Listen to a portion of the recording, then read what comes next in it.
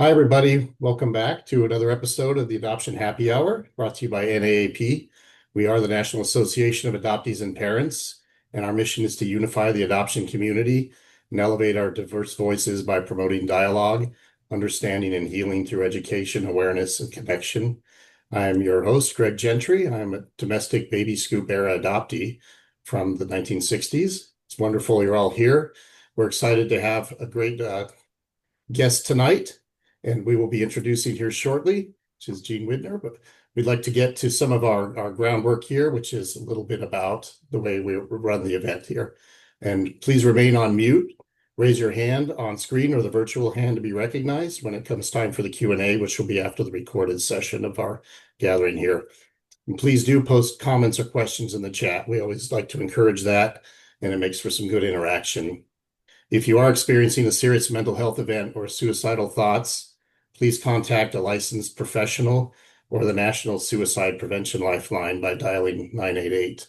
A reminder that this is a public meeting with no guarantee that information or identity is confidential, and portions of this event are recorded and may be shared in our private happy hour group on Facebook and on our YouTube channel. So, Jen, do we have any announcements or any housekeeping? Yes, we do. Um, Let me bring this up here. Okay, so these are all of our regular ongoing programs. Our next program with Dr. Liz would normally be on the fourth Thursday. So for June, we are going to have to skip. She has a work trip, but she will be back in July. Our next happy hour would normally be on the first Friday. That's Independence weekend, and I'm sure everybody's going to be out celebrating the 4th. So we are not going to have one, but we will be back on the 3rd, and I will bring up that guest information in just a moment. Dr. Joyce will be back probably the second Tuesday of July. She just had her program this week, so we'll be back with her. And that is for anyone in the constellation. And it's just whether you're just thinking about reunion or if you're in reunion anywhere along the process. It's a great group. And then First Families, Amy Seek is monthly on the second Thursday. So she's had her program already for this month, but she will be back in July. And then let's meeting the room here. And then I told you we're not going to be here for the 4th of July weekend, but we are coming back on the 18th and we'll have Sharon Butler Obeys redefining adoption coaching. So it should be a very interesting conversation. We're looking forward to having her on. And Marcy will be back. And if those of you who don't know, Marcy took a sabbatical. She had a, little life-changing event. Not only did the adoption world, beat her up, but she had the NPE discovery. And so she's been busy meeting her new family and adjusting to finding out that the people who raised her, she was not biologically related to. So it was kind of a shock. So yeah, she's going to be back and Sharon will be our first one, but we really, really appreciate Greg, everything he has done for the last 6 months. He has been a phenomenal guest host. Cannot be more proud of him and the work that he has done. And I'm sure you guys have all appreciated how good he is at really being prepared and really being able to get good information out of our special guests. So thank you, Greg. We've really appreciated you. But this is for now his farewell happy hour. So thank you. Thank you. Thank you to Marcy and to everyone at NAAP, to you, Jen, and to Beth for giving me any opportunity at all like this. It's been a real honor, and I hope I've served you well in the community. Thank you so much. And with that, I'm really excited to introduce our guest tonight. Let me read to you a little bit about Jean Widner. She is an adoptee born in 1965 in Washington State and is the author of The Adoption Paradox, which will be a big part of our conversation here tonight. She is a passionate advocate for ethical adoption practices and a compelling voice in adoption discourse. Professionally, Jean is a marketing consultant and joint venture affiliate marketing expert. Together with her husband, she built and sold two successful e-commerce companies. She also owns a popular local news and storytelling blog in Boulder City, Nevada, which reflects her deep love of writing and community connection. Jean lives in Southern Nevada with her husband and two dogs. And when she's not writing or consulting, she enjoys exploring the outdoors in their camper van. Welcome, Jean. Welcome to Happy Hour. It's good to have you here. Thank you so much, Greg. Thank you so much for the invitation. So admire this organization and the work that you guys do and the gatherings that you have put together that are of such benefit to our community. So thank you. Thank you for having me. And I see some familiar faces, which is always enjoyable to see. Absolutely. And I know people are really excited about your work that we're going to talk about in a few minutes here. And you've been making the rounds here. You have a great new book out, and by all accounts, it's really been well received within our community and well reviewed. So we'll be happy to have some great conversations about that, I hope, in the course of the next hour or so. Could we start just a little bit with, I know we just read a brief bio of you, but Sure. maybe just a few minutes of your own adoptee story. We could do that just for kind of orienting things. Sure, absolutely. As you explained, I'm pretty much a quintessential domestic baby scoop era adoptee. My mother had me at a Salvation Army hospital for unwed mothers in Spokane, Washington. My parents adopted me when I was about 2 months of age, and on the surface, everything was perfect. My dad was a school psychologist. And when I say mom and dad, I'm not in reunion. I unfortunately don't know my first family. So my adoptive parents are my mom and dad. But yeah, my dad was a school psychologist. My mother was a registered nurse. On paper, we're the perfect family. And we were in a lot of ways. I had a relatively idyllic childhood, except for one small issue, in that my mother was unfortunately pretty meaningfully addicted to prescription drugs and alcohol by the time I came onto the scene. And so, you know, what that what that did to me as a child is it gave me a lack of stability with her. I really didn't know, from day to day or morning to night, even, sort of which mother would be waiting for me, because she was dealing with her own demons. She unfortunately didn't have a good childhood. Her mother, woo, she was a piece of work. Grandma was a piece of work and was a really mean-spirited alcoholic that raised my mother. And so, we talk a lot about generational trauma and the way that that plays out. If people don't seek help and don't get healing, people who are hurt others. So that's how that went. And, when I was 15 years old, my mother did start her journey toward sobriety, but the way that all of that instability affected me, there's the adoption stuff, which totally was not acknowledged. And then you've got the very clearly understood things of the addiction dysfunction element in our household. So I spent a lot of my time when I was younger just feeling confused and emotionally rejected, because of course my mother couldn't bond with me. Of course she wasn't. She's an addict. She's therefore fundamentally unable to be available to bond to me and to help heal me. And my dad was great, and a school psychologist of his time, and he was quoting the blank slate theory because that was the dominant view. Yeah. I mean, that was just kind of how things were. By my teen years, I definitely had a lot of anger toward my mother, and acted out in some relatively predictable and normal ways in that regard. And but still entered into my life. And I would say up until, the journey that I embarked on here in 2020, all the way up until that, I would say to you that adoption didn't affect me. I had great parents. I had a great life. I'm lucky, moving on. So, which is a very typical story, right? It sure is. It sounds a lot like mine. Till almost exactly the same point in time, too. Mine was Interesting. 2021, though. Okay. Yeah. Yeah. So what happened in 2020? So, like a lot of adoptees, I had done, the first Ancestry DNA kit when that came out, kind of just for fun. I still was not allowing myself to actively consider the idea of searching. I had done a a really good job of brainwashing myself into believing that that was completely unnecessary, something that I didn't want or need. And my parents were never, they actually, they never really talked about my searching, but I know in particular, my father was very unafraid. And when I would say those things that we say sometimes as kids, I'm going to go off and find my real mom.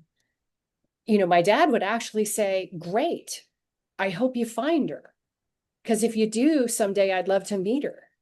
You know, so that was actually a really cool response. So my own lack of desire was very self-inflicted, and that secondary absorbed shame and just the need to go along and get along, and I didn't need anything else and everything is fine. So I talked myself into that. But in 2020, for the first time, I had a close match come up in Ancestry. And so I logged in, you know, for the literally the first time in years, and realized I had several close matches there. And it's Thanksgiving weekend, you know, the whole world is shut down, right? And both of my adoptive parents are gone by this point. So it really is. And my husband and I haven't had any children by choice. And so it's just me and him and my mother-in-law, my bonus mom. And I'm like, what do I do with this, you guys? And my dad, my dad, woo, that was not a Freudian slip, okay? My husband says to me, you know, nobody's getting any younger. So if you're even thinking about this, you maybe need to get after it. And so I did. And I was born in Washington State, which in the years that I was born, I can get my original birth certificate. And so lo and behold, logged onto the site, sent in my little check and my little form, and off I went. And so got my original birth certificate within a few months. And then we found my birth mother very quickly. So that was a big thing that changed for me. And then that started this whole evolution. It's like a big seismic shift, right? You have no idea that something that big is coming. Mm-hmm. Suddenly you're in the middle of it. Mm-hmm. It's nice to hear that you had support Yeah. around you for that, because I know that's obviously not as common as we wish it would be for a lot of people to have any kind of support. I was interested in how you said it was self-inflicted lack of desire. Yeah. You could talk yourself into this position over however many years that I'm fine, this is fine, I don't need to know, or I don't have any desire to look.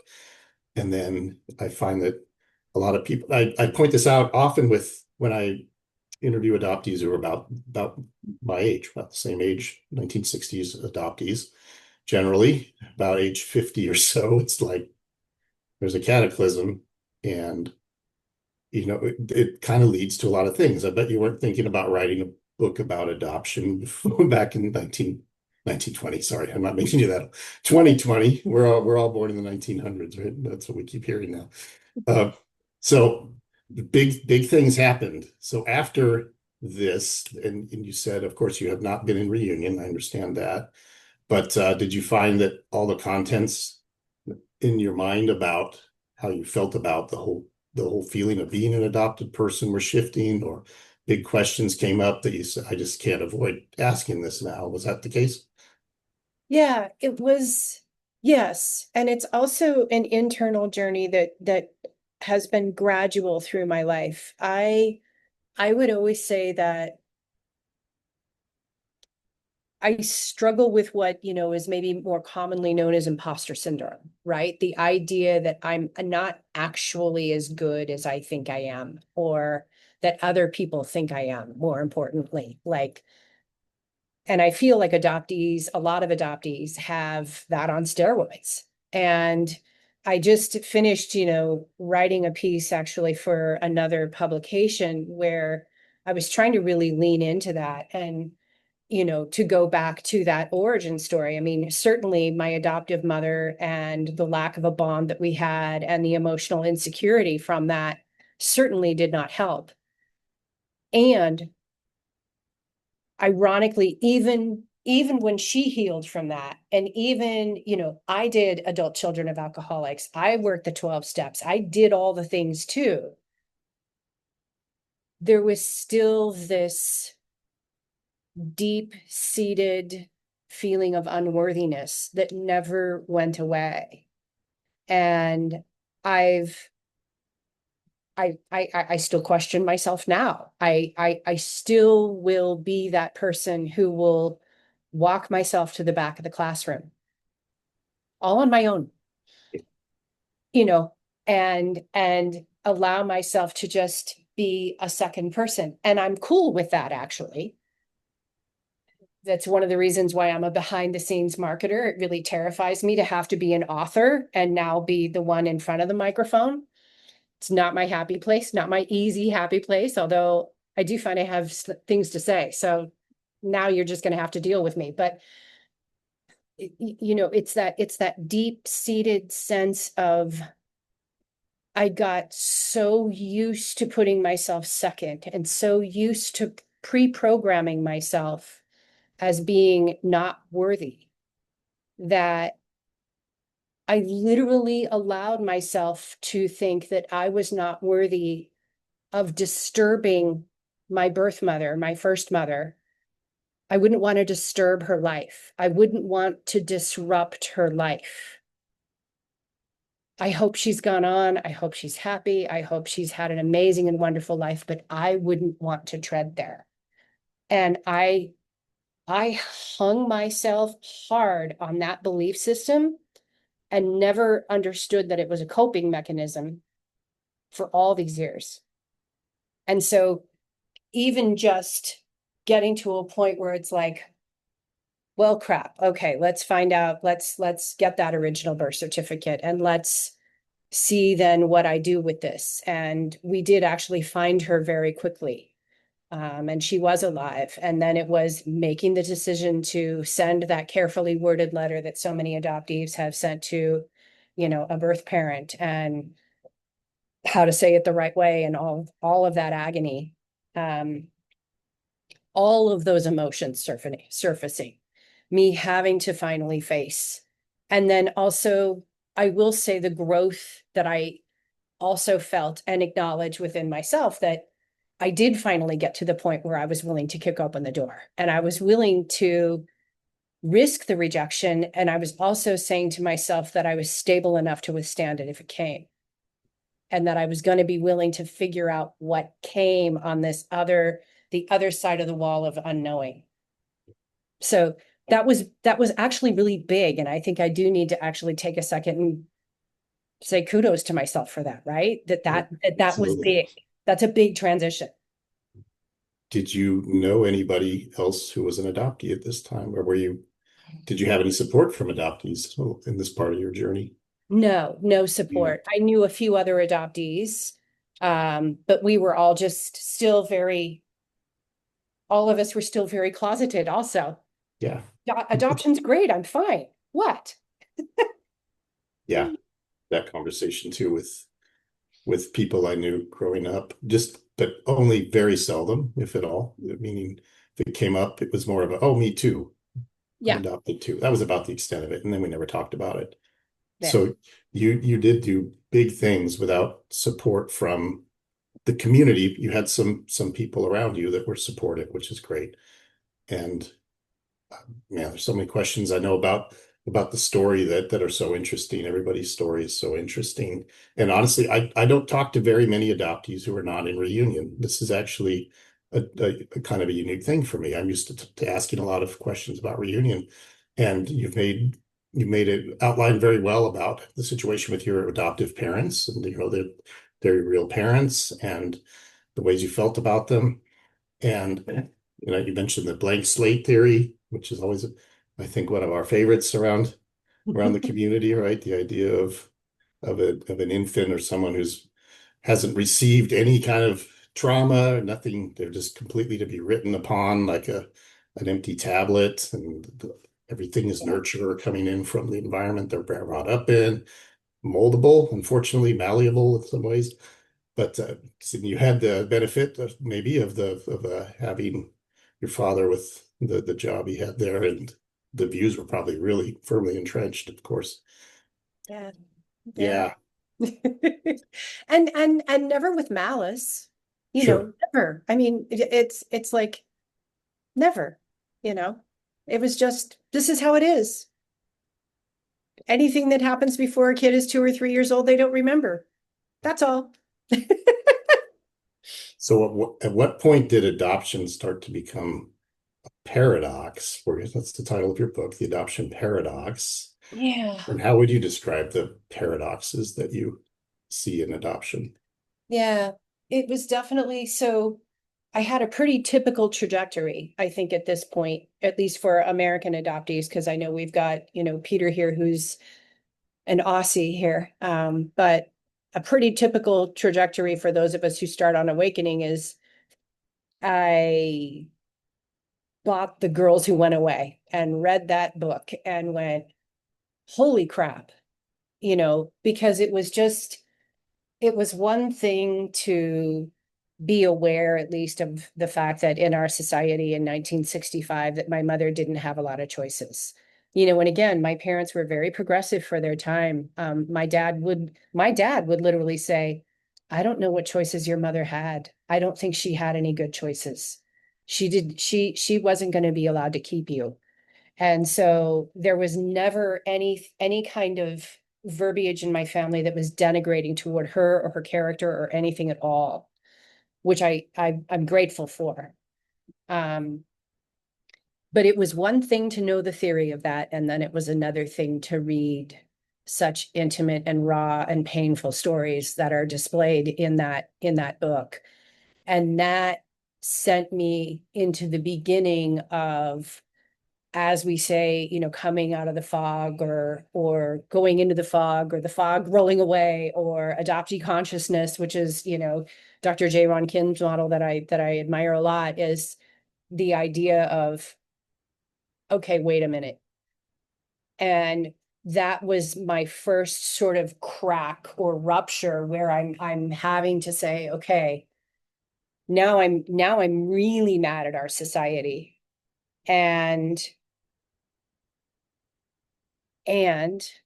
can't be upset that I was raised by the people I was raised by. So that became kind of my first paradox. And so when, the way the book actually came into being was in about 2021, so I'm on this journey, through late 2020 into mid 2021, is, again, one time I'm sitting around with my husband. He's a wonderful guy. He really is. Kyle's a cool dude. So we're sitting around and he says, babe, what is it that you think you still like really want to accomplish in your life that you haven't yet?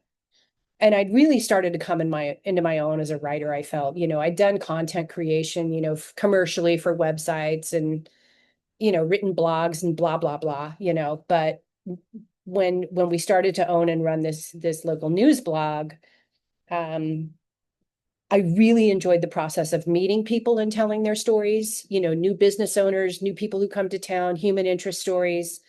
And there were some things going on in our city with our city council where they were doing a lot of crappy stuff. And it kind of actually went all the way back into high school, where I always liked an underdog.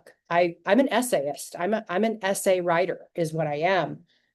And like I said, I'd felt my feet get really firm under me. And so Kyle says, what is this thing you want to do? Maybe. And I said, I think maybe I want to write a book. And he's like, okay, fiction or non? I'm like, well, I'm non. That's what I do. And he's like, well, the adoption stuff. He's like, that's all you think about. And I'm like, yep, you're right. And so I took what Ann Fessler had done in The Girls That Went Away, and I knew I wanted to tell all sides of the triad story. I knew I wanted to not just do that incredible deep dive that she did on the research and the storytelling of first mothers, but also to add in adoptee voices and adoptee parents. And I realized I also very quickly wanted to bring foster care into the house, because I think it's an important piece of the house. And then went and announced I was going to write a freaking book, and here we are. 3 years later with a book. Do you have any idea how you would gather the content? You knew you wanted to do something around the triad. Did you You have an know, idea who you wanted to talk to for each of these members of the triad? dude, I just through the sheer force of will just started making it happen. And it was funny because, you know, it really wasn't hard to get interviewees. And so because we know this in adoption land, okay, there's, maybe 5 million, adoptees in America right now. But it's sort of like that 6 degrees of separation. Everybody knows somebody who has adoption in their family, whatever the source is, everybody knows somebody. And so that part just started to just ricochet, I did go to the first Untangling Our Roots conference in the spring of 2022. That definitely kicked open some new opportunities for me there for sure. But I was also already like well on my way in terms of the interviewees, doing them all by Zoom. I'd figured out how to get things transcribed, had myself all organized, got releases, all the things. I was all set up and official. And then comes the research piece, which I felt was, really, really important because again, I was very impressed with all that Anne pulled together for her book. And I do have a school psychologist for a dad. I'm intellectually curious.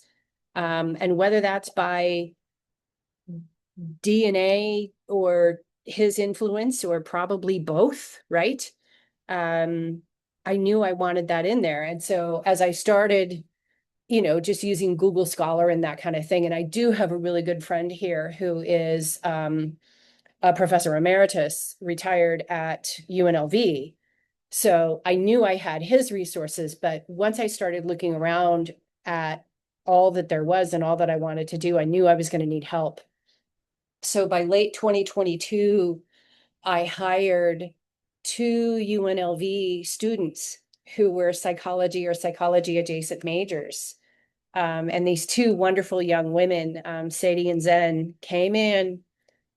And I mean, if I hadn't hired them, I'd still be working on it, but I mean, I told them, I said, I can't afford to pay you more than 10 hours a week, but we picked a section and they researched it, and we picked another section and they researched it. And I had them split off, initially some, like Sadie did all the deep dive on, rounding up statistics, which of course are harder than you think about. And once you realize that we don't know how many private adoptions actually happen in America. Yeah. So we have, that piece there. Zen would be, doing a deep dive on something else. And then, there would be times when we would all come together then on stuff. And so I would meet with them about every 2 weeks. They would report in, and I have one of the largest Google Drives of research on adoption you've ever seen in your life. So, and we've joked That's we needed our own support group. oh, yeah. It's so valuable to have all Oh that my God. information. Yeah.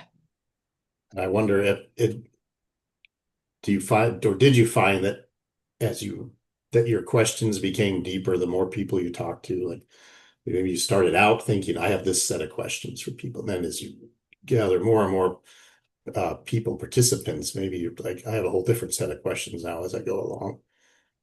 Yeah, definitely. I mean, there were a few standard questions that I always asked from everybody, I varied it by their place in the triad, but there were a few standard ones, although it's ironic because I didn't use those quotes usually in my book as much as I thought I would when I was originally, doing that. Um, yeah, pulling the material together. I mean, that was in and of itself kind of a major journey because I quickly realized, when you start you've interviewed, 10 people, then 20 people, then 30 people, it's like, woo, you're going to lose control of this if you don't, organize on that. And of course, then I had people who were dual roles. I had people who were adoptees who became birth parents. I had people who were adoptees who became adoptive parents. I had people who were adoptees who became therapists, And so, and then there's the whole reunion piece. Like, are you in reunion? Are you not in reunion? How did that go?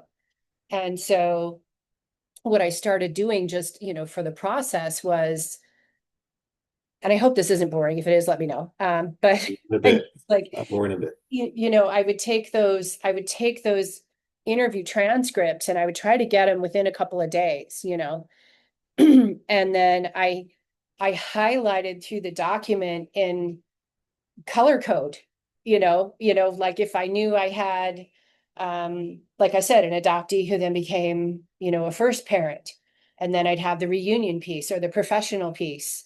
So I started to color code those things and organize myself that way. And so that way, because I mean, you know how it is, like I would interview someone for usually an hour and a half.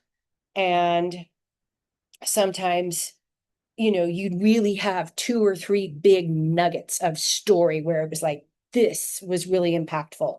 Um, and I would think, oh, that for sure is going to go in this section that I sort of had outlined. And that often isn't the way that went. Interesting. Yeah. So yeah, that's how I tried to organize myself. Yeah, I can imagine there's a lot of shifting in the project. Well, you have the main project in view. Then it's Mhm. like there's bookends, right? This that kind of delineates what I'm hoping to encapsulate, and then the things in the middle probably moved around quite a bit to get to the. And from what I understand, this is a really substantial book, several hundred pages. Um, It's it's it's lots of. Let's it's see only it. 150 pages. That's amazing. That's an incredible amount of work. It was about 3 years, you're saying, to put that together. Yeah. And did you feel like in the process, I imagine this is common for a lot of people writing. You're like, I don't know if I can complete this, or nope, I've set on this and I know I can see it all the way through, or with unwavering confidence. Or how did that feel for you to see the whole thing all the way to the end? Oh, there were certainly times when I felt overwhelmed by what I'd set before myself, by the complexity of the task. Definitely times when I felt overwhelmed, although I never felt like I couldn't do it. I never felt like I was going to quit or give up. Um, and I'm really stubborn that way too. I'm also a quintessential Taurus in that regard. So I really never felt like I wasn't gonna finish.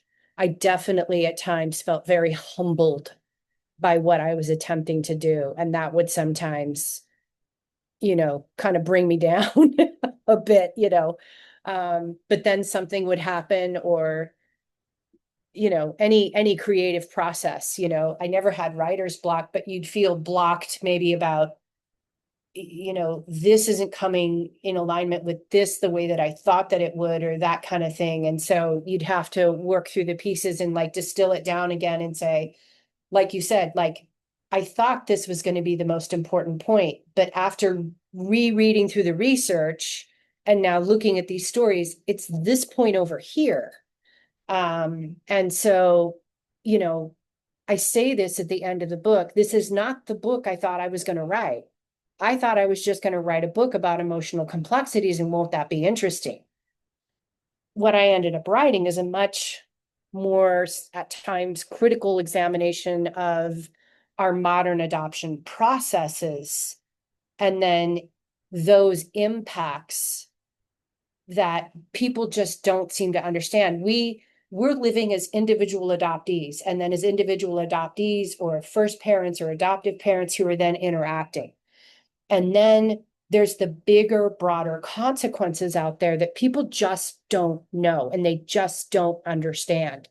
And so what I end up saying at the end of the book is this is not the book I started out to write, but this is where the research and the stories led me. And so I just, in that sense, ended up surrendering to those realities. Yeah, Tried to let them shine. that's a perfect transition to wanting to talk about the content, Hmm. whether you felt there's a theme to the book or a certain central message, or whether, as you said, maybe that didn't emerge till the end as more of a composite, or what would you say the book is about, if that's not too simplistic of a question? Yeah, that's a big, I, I think I try to inform and do so on a very macro level, if you will, like trying to look down at the entirety of the process of, I do set you up in the beginning with my own story, and then at least a decent attempt to look at the historical context, because those shadows live long. And then we spend 7, chapters focused on the adoptee viewpoint, and then 7 chapters focused on the birth parent viewpoint, and then 7 chapters or 6 chapters focused on the adopted parents. Then I close with reunions and an examination of these crazy laws regarding our birth certificates and stuff. And then try to wrap it all up under some closing thoughts about the system at large. And again, I've got 2 chapters and they're dedicated to foster care, one for the foster care alumni point of view, and another from the foster and foster to adopt parents and their points of view. And so I think where you end up with is a modern examination of how adoption is being practiced today in America, how we got here, and how that actually does have really long legs into our modern society, and asking us to ask ourselves, first, to be informed, and secondly, to question, is this really the best way? Are we actually serving the needs of children, of adoptees, and of families in the best way through these processes? Are we giving ourselves the society that we most want? That's a really great way to look at this.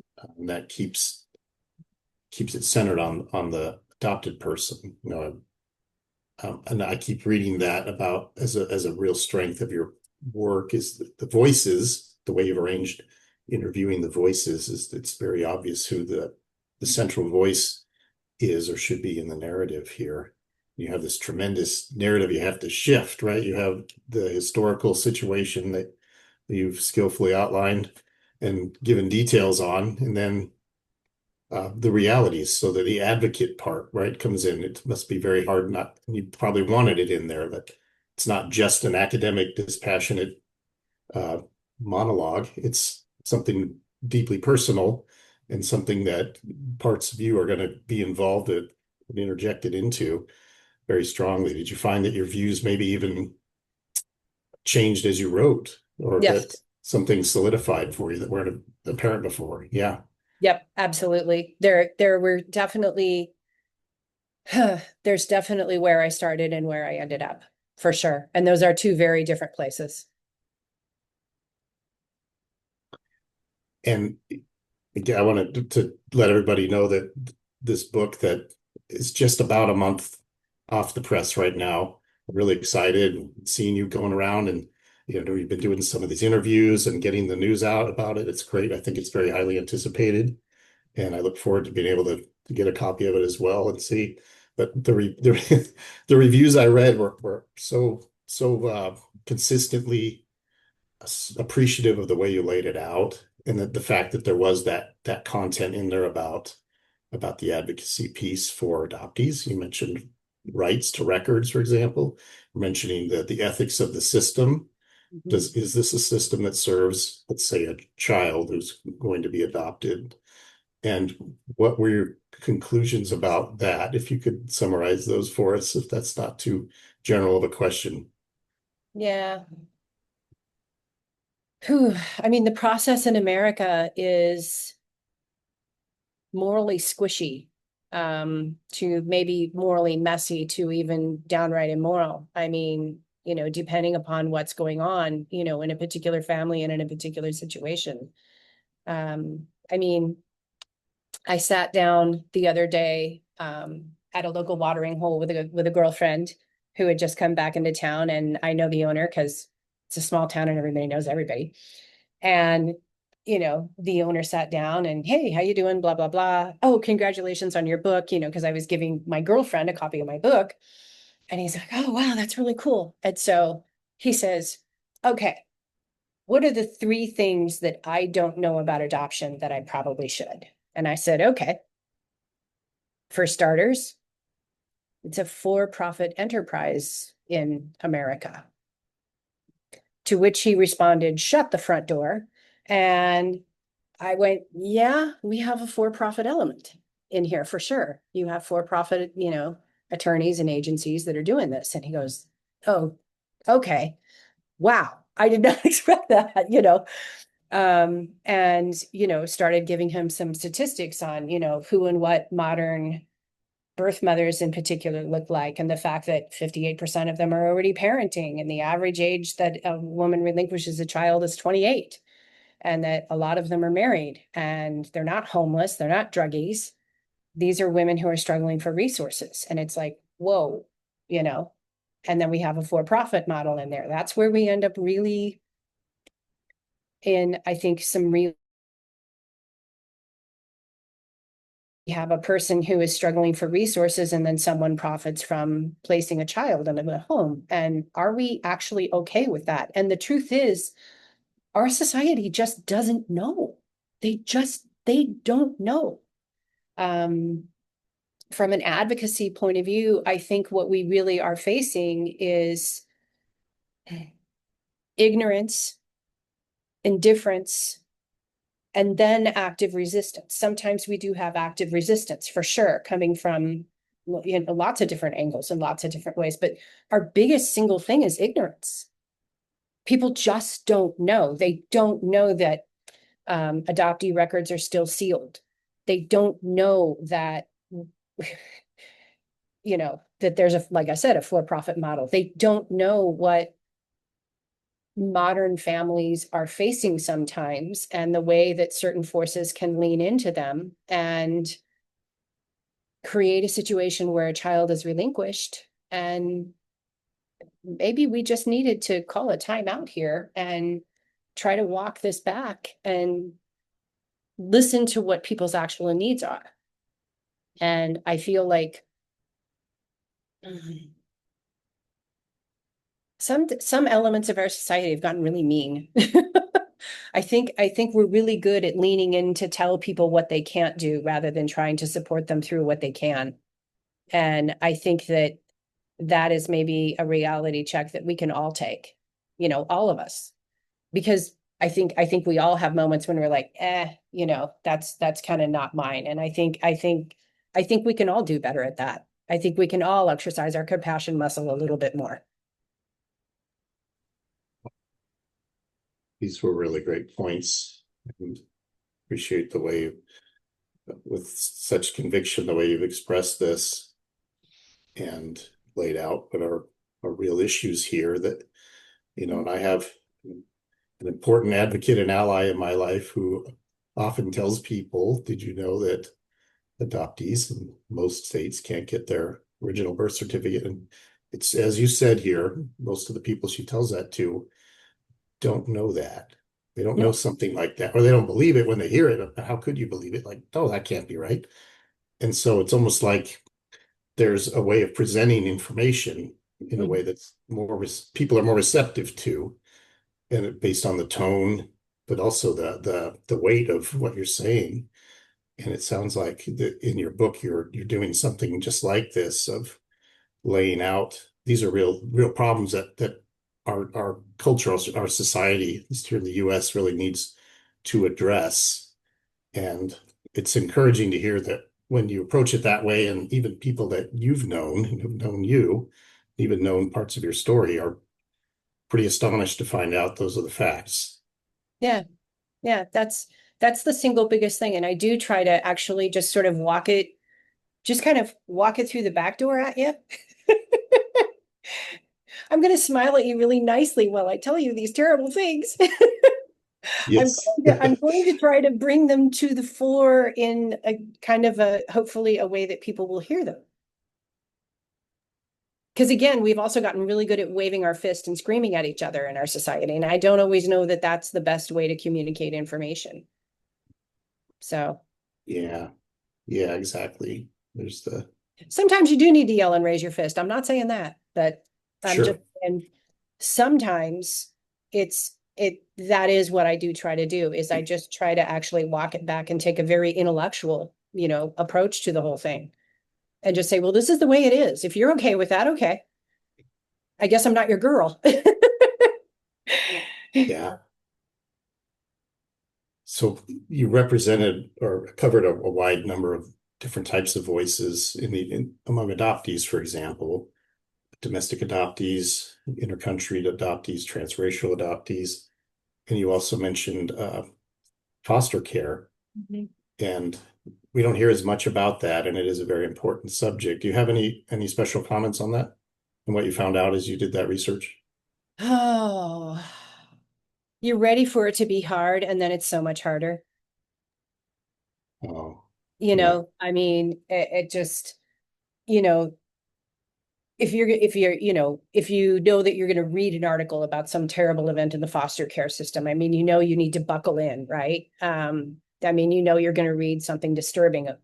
And I would just say again, I tried really hard to honor voices from a variety of different viewpoints.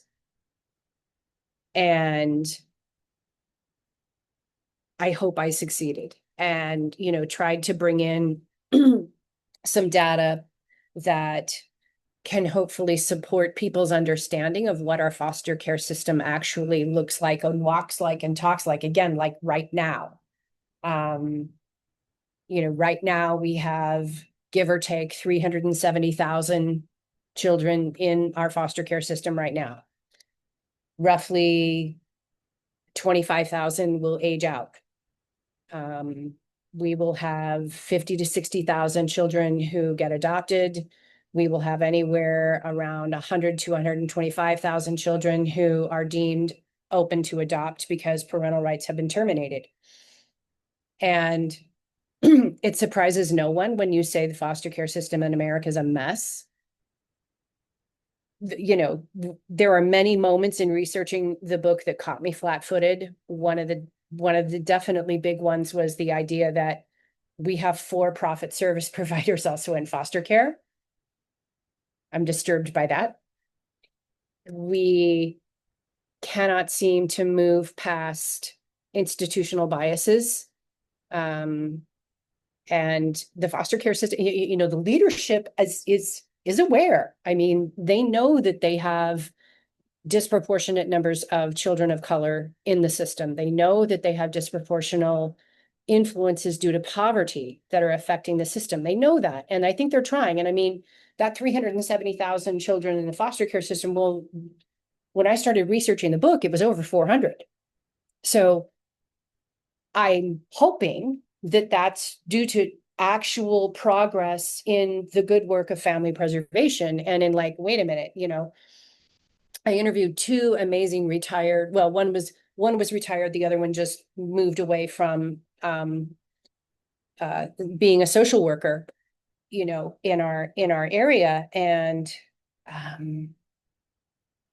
she talked a lot about just, what's the metric for when a child needs to be placed into the system. No child should be unsafe, right? Is the child unsafe? She's like, that was my metric. But there's 800 people who are practicing those foster care decisions in her department every day. So uh, that's tough, and so we have, just like we do in adoption, with all of the inconsistencies because they're state monitored, and the statutes are literally state written and state monitored and state I don't want to say executed, but state processes. The same thing holds true in foster care. Foster care is practiced 50 different ways in 50 different states in this country. Then it's practiced county by county, different ways based upon people's agendas, affiliations, who's in power, in their governor's office, what their state statutes and state representatives is. Somebody's told them this is a good idea. We need to do this. Okay, we'll go do that. And then the execution of that goes poorly. So it's crazy. It's crazy. And I don't even attempt to provide a solution, but I do try to at least have people asking different questions than maybe they would have before they read that chapter. And that's what I try to do. Applaud you for that, because I hear more and more about the issue of it, but not the addressing of it. Not the need for the solution. Obviously, that's recognized among people who understand this is going on, but just to elevate it into the discourse, because people don't seem to be aware of this either. Well, and the thing of it is it's like, we talk a lot in adoption land about family preservation and support for, holistic support for healthy families, right? We talk about that a lot. That lives and breathes over there in foster care. And so to me, if this is our tent, we have to have both there. We have to be talking about the circumspect issue of child welfare. We have to be. To me, you can't leave this out of the conversation. And that's, like even in the final days of trying to, close off the publication on my book, my original draft as it was turned in was 175,000 words, which Wow. is a textbook at this point. It's not marketable. They're like, yeah, Jean, no. You need to cut 70,000 words out of this thing. So we cut 60 out, but even, my publisher, for her, this is easy. Cut out the 2 foster care, chapters. That's 25,000 words out of the book. And then you already have the start of your second book. And I'm like, no. I'm not doing that. We will find other ways to try to trim this back. And we did. And I mean, there were a lot of stories that hit the cutting room floor that I wept over as they went, but you have to kill your darlings. That's one of the oldest adages in writing and editing, is you have to kill your darlings. But I did not back down on that. I kept those chapters in. I think a lot of people will benefit from you doing that. So thank you. I hope so. I feel like it's a necessary part of the conversation. I don't think we can break it out. It's definitely different, but it shouldn't get lost. Yeah, thank you. Thanks for recognizing the importance of that. Yeah. There's so much that I wish we could go over in the book, and I'm eager to hear people address in the Q&A some of their questions about it. What was interesting is how you said that you didn't like to be in front. So you said, I'm in the back. I like being in the back. And suddenly put out this impressive work, and you're making the rounds here and you're out in front. And I wonder how that feels for you to you have to be at this point. You have to advocate for your book and your voice here. And has it been okay? Have you felt like, okay, I can do this. This is no problem. Or I'm feeling more passionate about it than I thought I would. And I'm finding it easy because you're speaking very naturally about it. So I'm wondering how the experience has been being out in front. It's hard. It's still very frightening. It's very, very frightening to put yourself out and know that eventually somebody's going to throw some darts at you. And so far, everyone has been very kind, but I know that day will come. And so I hope I have the stomach to withstand it when it does. And yeah, I'm still scared. I think the day I'd stop being scared is the day I'd stop caring, and that would be a sad day. So I can't imagine that day. No, I am starting to get more comfortable, slowly, maybe, kind of.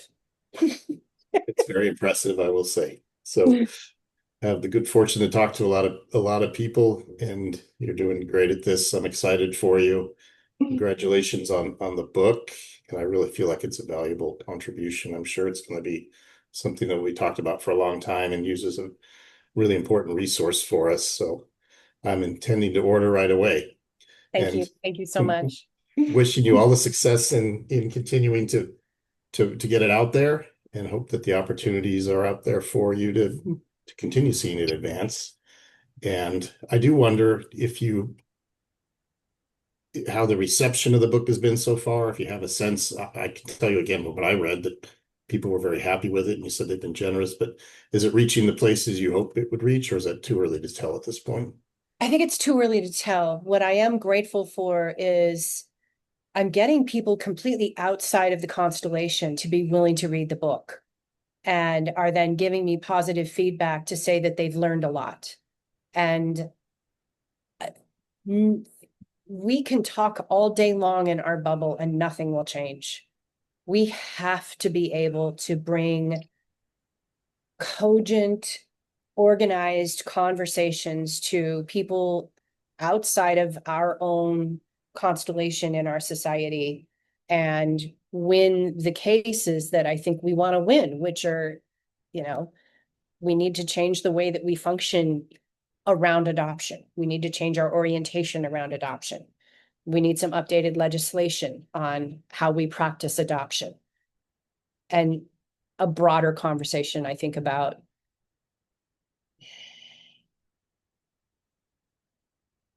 families and family welfare and child welfare and what that means, what it should look like. What do we want? And how do we get there? Which is where we always get into fights. So At least we're having the conversations now, which is great. exactly. And I know not very many years ago that couldn't be said. So there's this wave of people again in our generation, I think, who are carrying this forward really passionately and really in an informed way, and a desire to reach people in a persuasive way, informative and persuasive, because we do have something we really need to say, want to be heard saying. So Well, again, NAAP has been doing the work for years. Look at Marianne right here with us. I mean, my goodness, she's a generational warrior. Oh, stop. Don't you wave. Don't you do that. Anyway, and I'm sure there's probably somebody else here in the mix that I just don't know, and I'm sorry if I don't know. But yeah, we are definitely riding a wave that others have helped start for sure. It's been a great conversation. I'm really honored to have had the chance. Thanks for accepting the invite to come and speak to everybody at NAAP here tonight, Jean. Again, wishing you all the best for success. Where can people reach you? Thank you so much. Adoptionparadox.com. Email me at jean@adoptionparadox.com. So, and you can come find me on Facebook. So Jean Kelly Widner on Facebook. That's my author page. So thank you. Thank you so much. Thank you. And I think at this point, what we will do is switch from the recorded portion of our Zoom meeting here